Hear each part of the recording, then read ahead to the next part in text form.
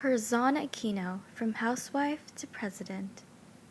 I just do whatever it is that I believe I should do, regardless of the risk to my life. Even though Corazon Aquino had no political experience, she was still able to unite the people of the Philippines in a nonviolent protest against dictator Ferdinand Marcos, which eventually solidified her the position of presidency and restored Philippine democracy with a hope for a better future for the country. Corazon Aquino's story leaves a legacy that inspires women and politicians around the world to act without violence. Part 1. The Beginning. Corazon Aquino was born in Tarlac, Philippines on January 25, 1933, to Jose Conjanco Sr. and Dementia Sumulong, both of which were from prominent and politically influential families. Corazon Aquino was the fourth of her 5 siblings and was very smart. Corazon Aquino moved to America when she was in high school and attended Ravenhill Academy, and she was an A+ student and a very good person. She then went on to Notre Dame School, where she received her high school diploma. She went to college in Mount St. Vincent, earning a major in French and a minor in mathematics. Corazon Aquino then decided she wanted to pursue law, and returned to Philippines to study in Far Eastern University. There, she reunited with her old childhood friend, Nino Aquino, and they fell in love. They eventually got married, and Corazon Aquino put off all her studies to raise her 5 kids and become a housewife. Cory Aquino's husband was a very successful politician. He was the youngest elected vice governor and also became the mayor and governor of Tarlac, Philippines. Cory supported him at home while raising the kids. Other than being known for being a successful politician, Nino Aquino was also known for criticizing the current president of the time, Ferdinand Marcos, by saying he was corrupt and only cared about power. This started the Marcos and Aquino dispute. On September 21, 1972, Ferdinand Marcos declared martial law. He sent all his political opponents to prison in Fort Bonifacio, and one of them was Nino Aquino. Nino Aquino was in prison for 7 years. In prison, Nino spent his days either watching Gandhi, praying, or writing against Marcos.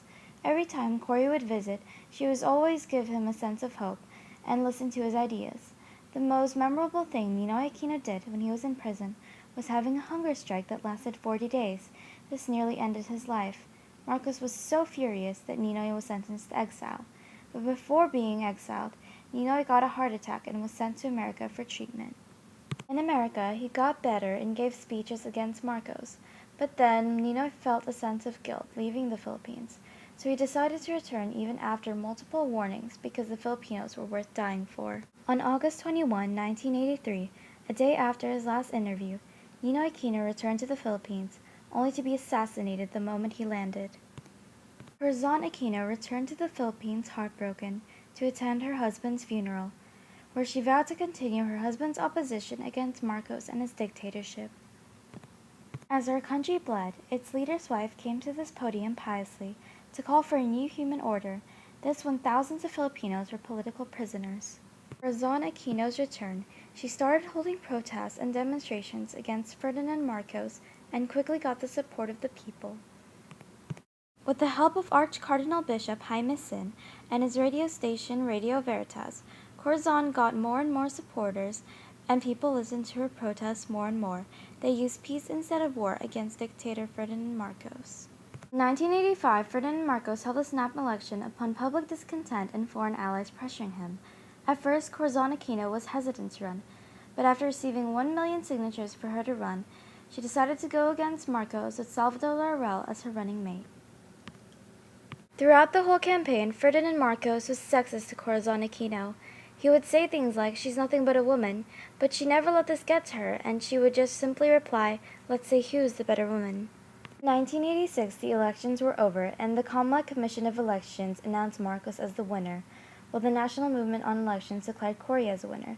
This caused a lot of controversy, and Cory called for a People's Power rally, with Jaime Sin's Radio Veritas broadcasting, and support from Marcos' former military men Juan Ponce Enrile and Fidel Ramos. Tons and tons of people joined in the rally, which is now known as the People Power Revolution.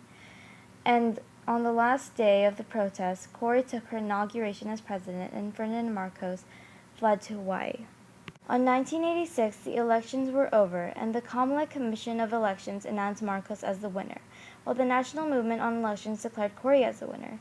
This caused a lot of controversy, and Cory called for a People's Power rally. With Jaime Sin's Radio Veritas broadcasting, and support from Marcos' former military men, Juan Ponce Enrile and Fidel Ramos, tons and tons of people joined in the rally, which is now known as the EDSA People Power Revolution. And on the last day of the protests, Cory took her inauguration as president, and Ferdinand Marcos fled to Hawaii. As I came to power peacefully, so shall I keep it. Corazon Aquino became the president with a promise that she will do her best. During her presidency, she faced a lot of problems, with first being the volcano eruption of Mount Pinatubo.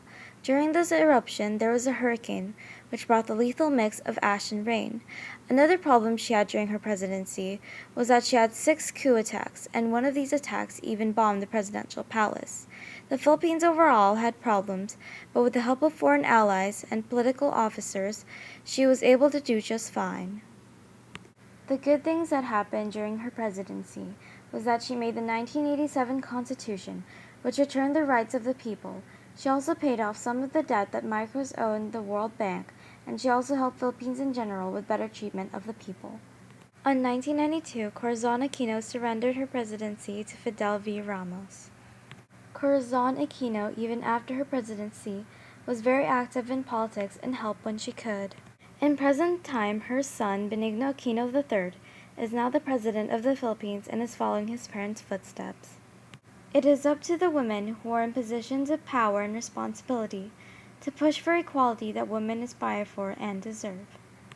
Cory Aquino's story and legacy leaves girls around the world to aspire to become politicians, and it also inspires future politicians to act with peace and without violence.